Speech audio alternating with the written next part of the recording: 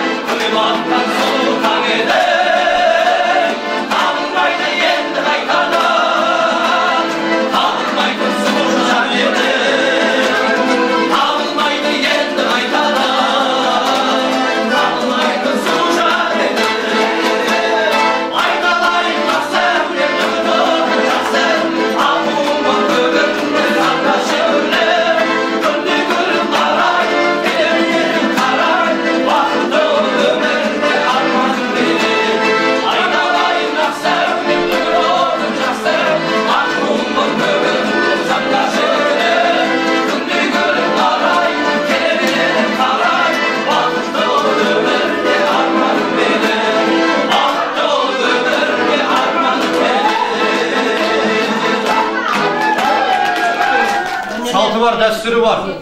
Қазақтың сөзі бар. Салтын сақтай білмеген адам санасыз, дәстүрін дәріптей білмеген адам дәрменсіз дейді.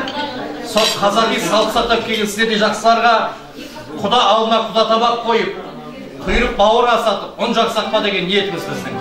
Он жақтан себеп көңілде ниеттек болсын, құдалықтың таңбасын мөрі. Бір-бірімізді құда болып деген.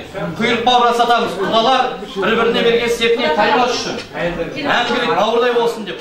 Құда алдына